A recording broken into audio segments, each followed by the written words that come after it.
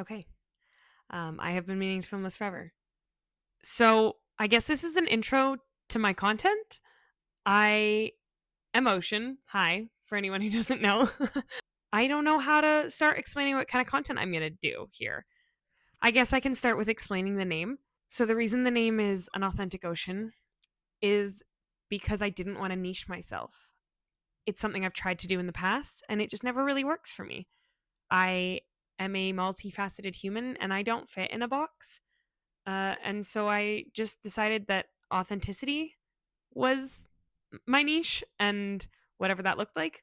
So you're probably going to get a lot of different content on the channel. It's probably not going to be consistently on one thing.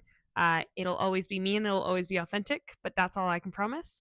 The next little bit will probably be a lot of travel content because I am going on a pretty long trip. And that's really what's pushed me to do this, is because I kind of want to show what traveling looks like when you're disabled or when you're sick and what this kind of travel looks like. A big piece of who I am is that I'm disabled and I am chronically ill. Navigating that has been an interesting journey over the last 4 years since I became sick. And this is new for me. Traveling sick is new. I traveled a ton my whole life.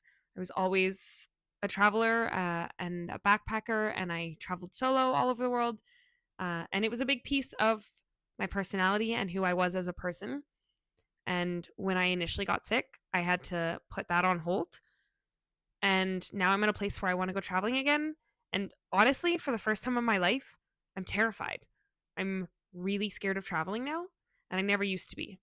The first time I went traveling through the world by myself, I was 19. And I remember everyone telling me to be careful, and the world was so scary. And of course, there was like a little bit of, oh my gosh, am I crazy that I'm doing this? But 99% of me was just excited. I wasn't really scared of the world. I had so much faith in my ability to navigate anything and really had this mentality of me and my backpack against the world. And I was healthy and could navigate anything.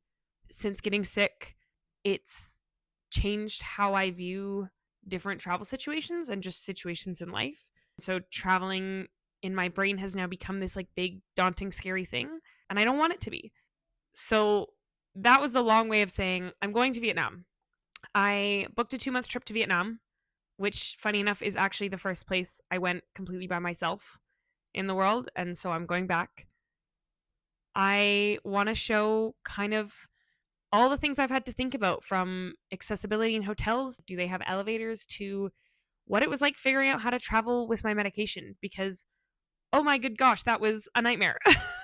I'm not going to lie. That was crazy difficult. Finding a way to travel with my medication that has to be refrigerated was really hard and took like probably like 6 months of research. And there wasn't really anyone who had answers. My doctors didn't know how to do it. My pharmacist didn't know how to do it. I researched online and didn't get a ton of answers.